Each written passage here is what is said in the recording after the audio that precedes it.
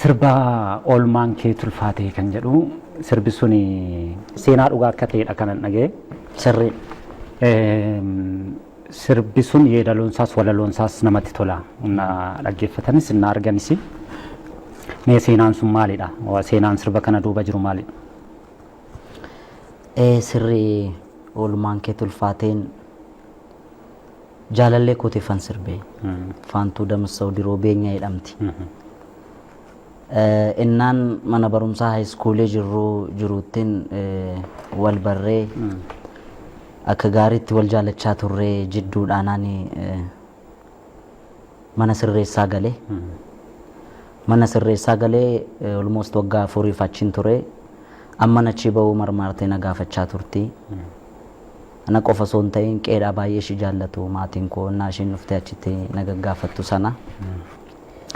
abbaan koo maqaa baaseeraaf iyyuu kan sidinku beektuu jedheen beekte obsee koo beektuu koo jedhamti walaloo sanarra sana keessa jira isheefan sirbee anis nan ba'ee amma yoonaa waliin jirra isheefan sirbee kanaaf seenaa dhugaa ta'uusaa naannoon itti dhaladhee ishee beekanii baay'ee ishee jaallatu. Kanaaf sirba kana keessa amanamummaa gootummaa jaalalaa kunuunsaa nama jaalattuuf gootu kana kan inni calaqqisiisu walaloon sirba kanarra caala sirbi kun sirboota baay'ee jaalataman keessaa tokkodha nutis yeroo baay'ee kan qilleensarra oolchinu keessaa kiliipiyatti nu biraa qabdu keessaa kan jaalatamu tokko kanadha mee sirba kanaati irra nuurusiiti nuti immoo istiidiyoodha ol kaasnee dhageessifna jechuudha. Oolmaan kee tulfaatee ka'anaaf finaa ooltee rakkinaaf gadadoo kan nafaan argitee istuudiyoodhaa gadhiistan baay'ee baay'ee gadhiisna guutuusaa.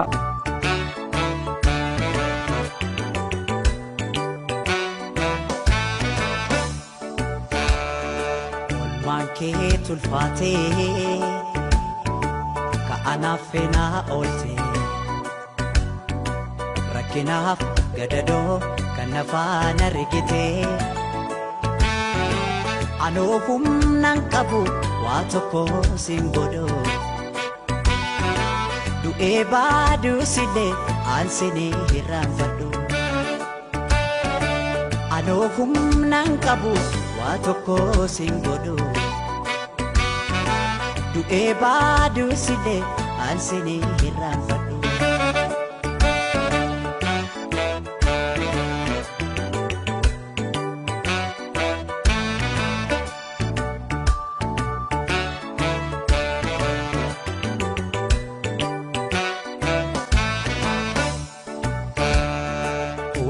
Dandeessu koo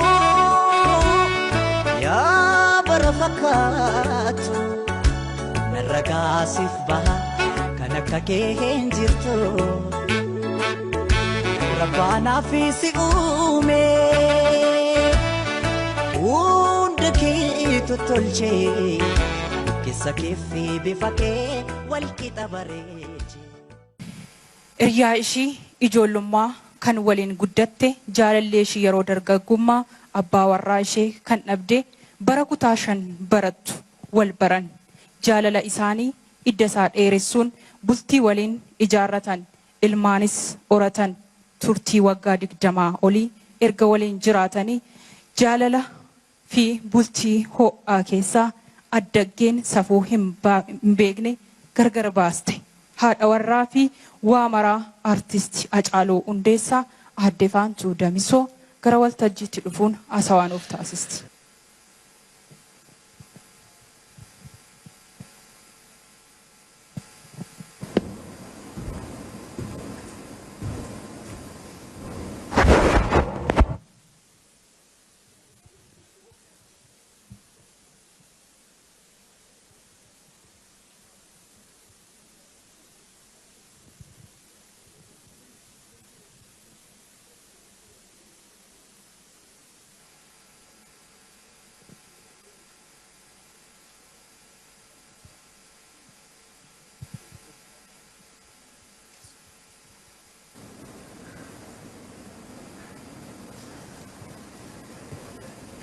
Maalan jedha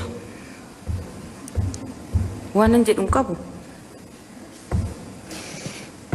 dubbachuudhaafis hin dandeenye garuu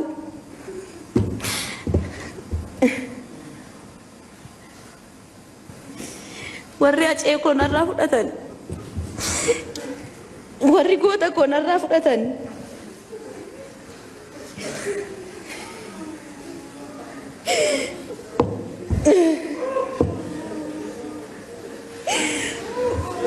warri harka duwwaa naambisan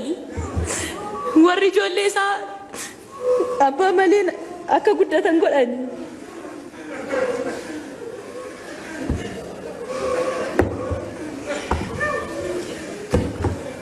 akka murtii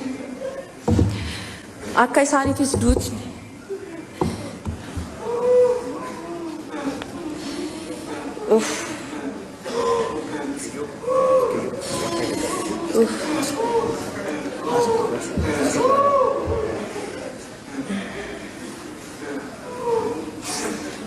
akka du'aan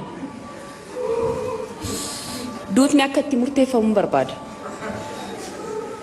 Aceen hin duune acee hedduutu jira gootni hin du'a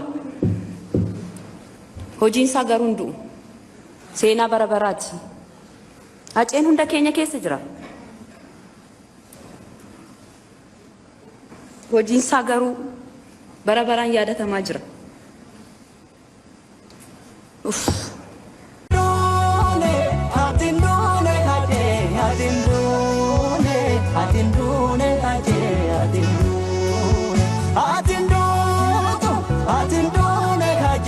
ilmoon deessa ati yoomuu dirta barnuu keessa.